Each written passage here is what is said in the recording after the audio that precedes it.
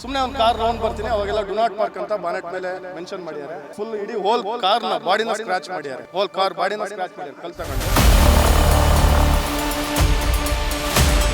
ತಾನು ಮಾಡಿದ ಕಾನೂನು ಈ ಕಾನೂನು ವ್ಯವಸ್ಥೆನ ನಿಂದೆ ನಿಲ್ಲುತ್ತೆ ಅನ್ನೋ ಒಂದು ಅಹಂಕಾರದಿಂದ ಇಡೀ ಕಾರನ್ನ ಕಿಸಿದ್ರು. ಕಾರು ಬಾನೆಟ್ ಮೇಲೆ ಡು ನಾಟ್ ಪಾರ್ಕ್ ಅಂತ ಬರುತ್ತೆ.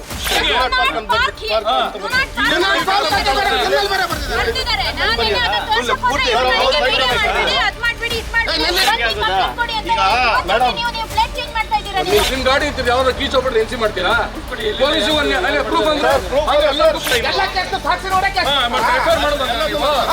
ಐಡಿಯಾಟಿಗೆ ಎಫ್ಐಆರ್ ಆಗ್ಬೇಕು. ಥರ್ಡ್ ಕ್ಲಾಸಿಗೆ ಅವನು ಹೋಪ್ಲೆಸ್ ಈ ತರ ಮಾಡಿ ಆಯ್ತಾ? ನಮಗೆ ನೋವಾಗುತ್ತೆ, ಲ್ಯಾಂಗ್ವೇಜ್ ಅಲ್ಲಿ ನಂಗೆ ನೋವಾಗುತ್ತೆ. ನಂದು ಇವತ್ತು ಮಾನ್ಯ ಪೊಲೀಸ್ ವರಿಷ್ಠಾಧಿಕಾರಿಗಳು ಇಂಥ ವಿಕೃತ ಮನಸ್ಸಿರೋರ ತಮ್ಮ ಇಲಾಖೆಯಲ್ಲಿ ಇಟ್ಕೊಂಡ್ರೆ ಇವತ್ತು ಪೊಲೀಸ್ ಇಲಾಖೆ ತಲೆ ತಗ್ಗಿಸುವಂತ ಕೆಲಸ ಇದೆ.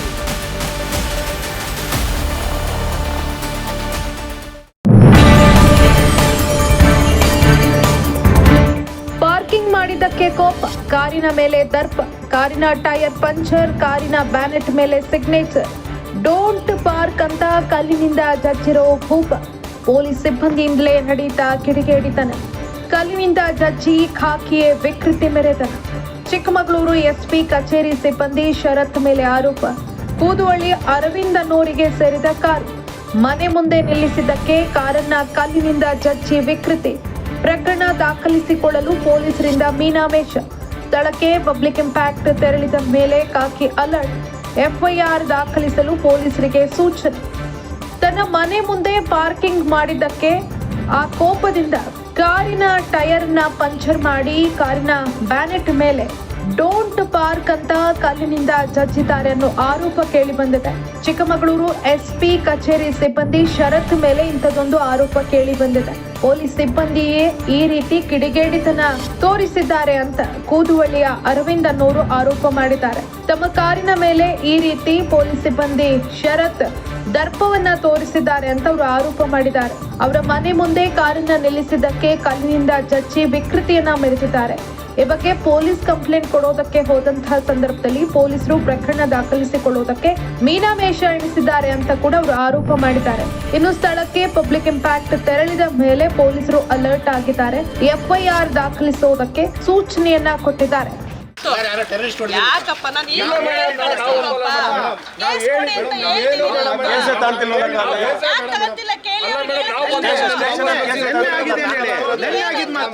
ಕೋರ್ಟಿಂದ ಪರ್ಮಿಷನ್ ತಗೊಂಬನ್ನಿ ಅಂದ್ರೆ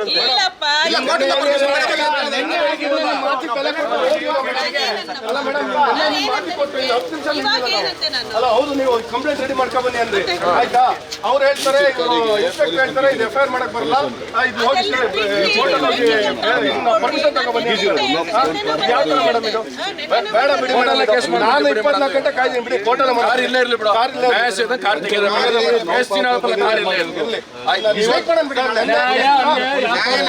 ನೆನ್ನೆಯಿಂದ ಇಲ್ಲ ಸರ್, ನಾನು ಇನ್ನೂ ಒಂದು ವಾರ ಆದ್ರೂ ಇಲ್ಲ ಬಿಟ್ಟು ಕಂಪ್ಲೇಂಟ್ ಕೊಡಿ ಬ್ರದರ್. ನಾನು ನೆನ್ನೆಯಿಂದಲೇ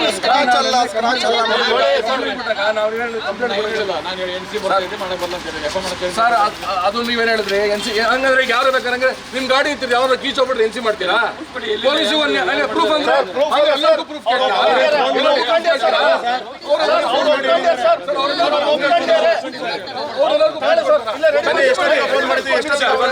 ತನಿಖೆ ಮಾಡ್ಲಿ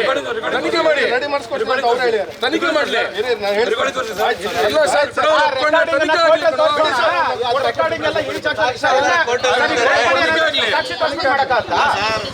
ಗಾಡಿಗೂ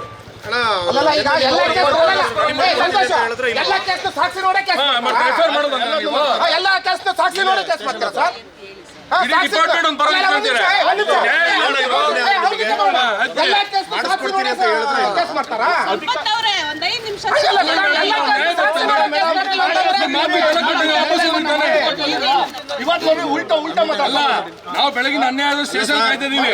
ಅವನು ಆಗ್ತಲ್ಲ ನಿಮ್ಮವರು ಅಂತ ಹೇಳಿ ನೀವು ಈಗ ಸಾಕ್ಷಿ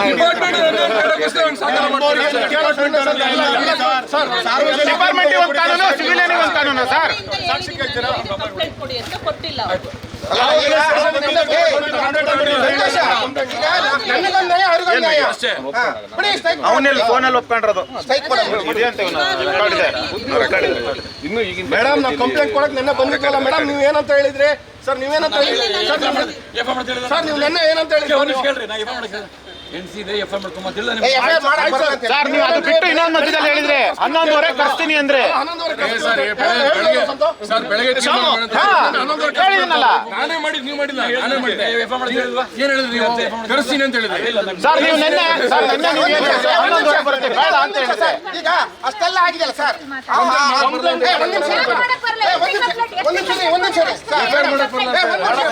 ಒಂದ್ ನಿಮಿಷ ಸರ್ ಈಗ ಮೇಡಮ್ ಒಂದ್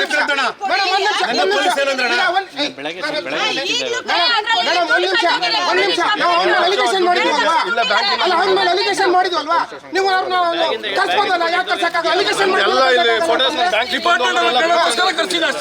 ಅಲಿಗೇಷನ್ ಮಾಡಿದ್ವಿ ಅಂದ್ಮೇಲೆ ಅವನೇ ಮಾಡೋದು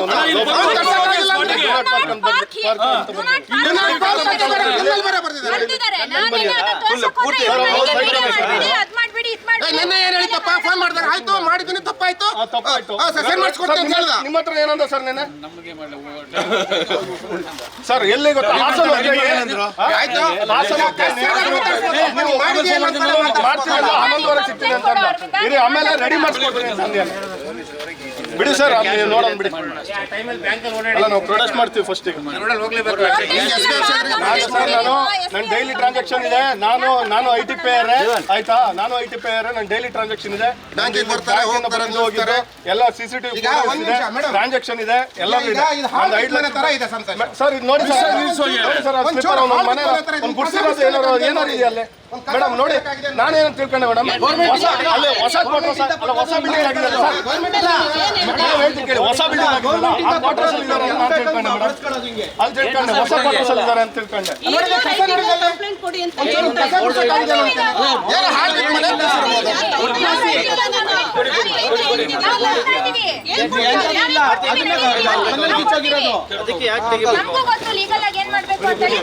ಯಾವ ಸೆಕ್ಷನ್ ಬರುತ್ತೆ ಅಂತ ಬರ್ಕೊಡ್ರಿ ಅಂತ ಮಾಡ್ಕೊಳೋಣ ಅವ್ರಿಗೆ ಹೇಳಿದೀನಿ ಬಿಡಿ ನೋಡಿ ಮೇಡಮ್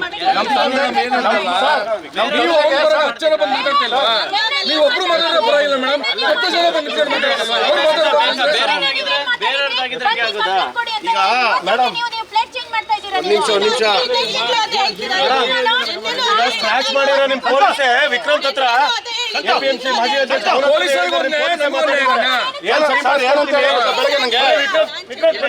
ನಮಗೆ ಫೋನ್ ಮಾಡಿ ವಿಕ್ರಾಂತ್ ಸಾಕ್ಷಿ ಕಂಪ್ಲೇಂಟ್ ಎಫ್ಐಆರ್ ಮಾಡಿಸ್ತೀನಿ ಅಂದಾಗ ಬೇಡ ನೀವು ಇವತ್ತು ಬೆಳಗ್ಗೆ ಆಮೇಲೆ ವಿಕ್ರಾಂತ್ ಅವ್ರು ಫೋನ್ ಮಾಡಿ ಎತ್ತಲಿಲ್ಲ ಯಾಕೆ ರಂಪ ಮಾಡ್ತೀವಿ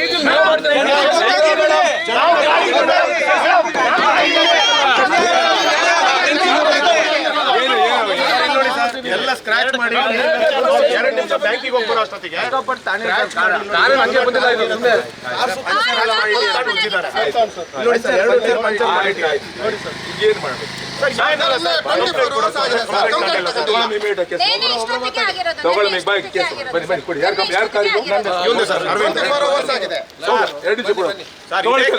ಸರ್ ಇದೇ ಕೆಲಸ ನಿನ್ನೆ ಮಾಡಕ್ ಬಂದ್ವಿ ನಿನ್ನೆ ನಡ್ಕೊಂಡಿದ್ದಕ್ಕೆ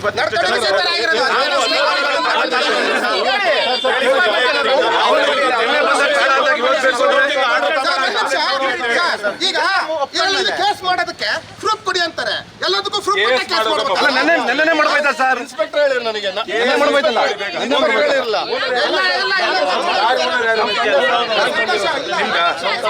ಬನ್ನಿ ಕಂಪ್ಲೇಂಟ್ ಕೊಡಿ ಆಯ್ತು ನೋಡ್ರಿ ಮೇಡಮ್ ನೋಡಿ ಸರ್ ನೀವು ಓದಿ ಸರ್ ನೋಡಿ ಸರ್ ಇರ್ಬೋದು